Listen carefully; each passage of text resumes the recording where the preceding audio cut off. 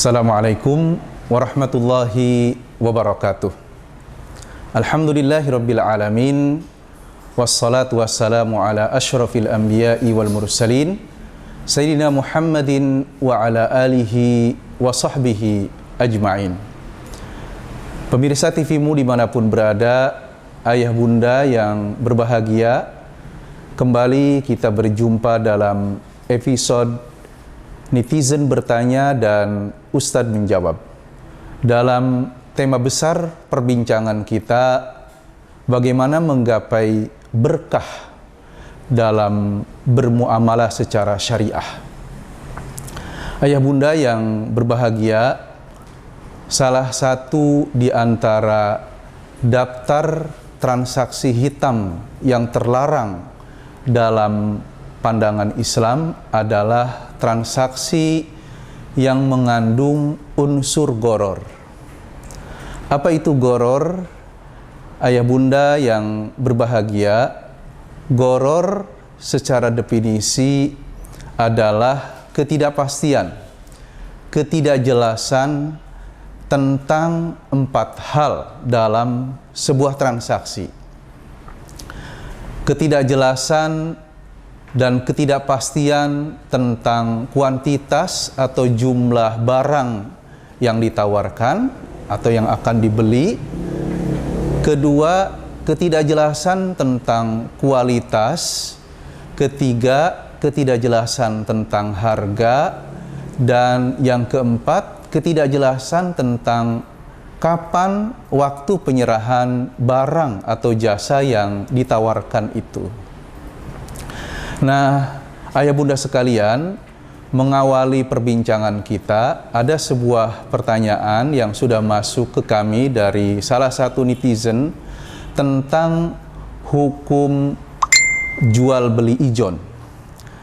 Ya, sebuah realita di lapangan, terutama di masyarakat agraris, masyarakat yang mata pencahariannya menjadi seorang petani, di mana ketika mereka membutuhkan dana, membutuhkan uang, mereka terkadang mengijonkan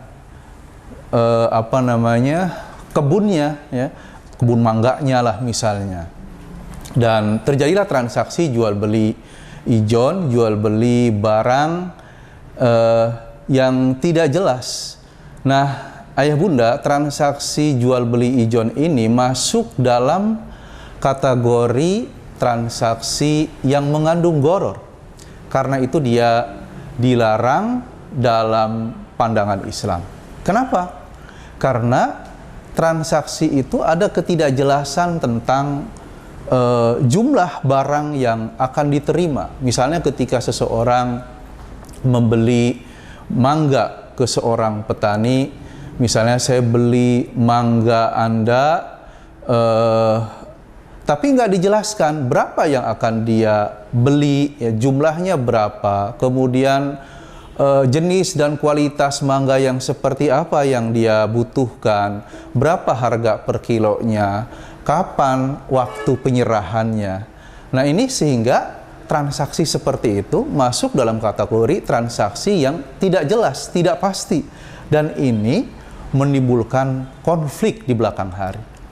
Makanya ayah bunda sekalian, Rasulullah Shallallahu Alaihi Wasallam memberikan rambu-rambu kepada kita, ya, tentang jual beli supaya tidak jatuh ke dalam tindakan gharar, ketidakpastian. Misalnya Rasulullah mengatakan dalam salah satu sabdanya, nah Rasulullah Shallallahu Alaihi Wasallam an bai'il gharar.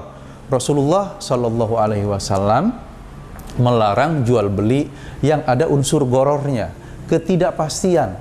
Ya, tadi sudah dijelaskan, ya, ketidakpastiannya itu bisa terjadi di salah satu 4 kriteria.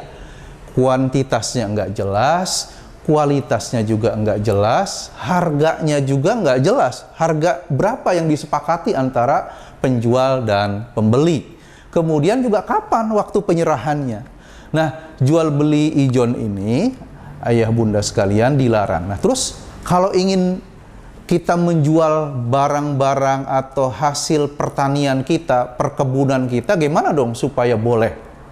Maka boleh kita menjual barang hasil pertanian kita yang walaupun mungkin panennya masih 6 bulan ke depan, 1 tahun ke depan, tapi boleh dijual dari sekarang dengan skema mekanisme buy salam, ya, jual beli secara salam, pesanan. Nah, jual beli secara pesanan itu walaupun barangnya belum ada, tapi spesifikasinya harus kita sebutkan, 4 kriterianya harus dipenuhi. Misalnya tadi terkait dengan jumlah, misalnya kita bisa katakan ya ke petani atau pekebun yang punya kebun mangga itu, misalnya kita katakan saya akan beli mangga Bapak sejumlah 2 kintal, misalnya sejumlah 2 kintal, berarti jumlahnya jelas. Nah, kemudian spesifikasinya, kualitasnya juga kita sebutkan, mangga Gedong Gincu, ya, mangga Gedong Gincu yang sudah mengkal, misalnya, mengkal, bukan mengkal marah ya, mengkal tuh apa itu, setengah matang lah ya, setengah matang. Ini menjelaskan tentang kualitas dengan harga misalnya yang disepakati di awal per kilonya Rp7.000 misalnya saja. Waktu penyerahannya pas saat panen.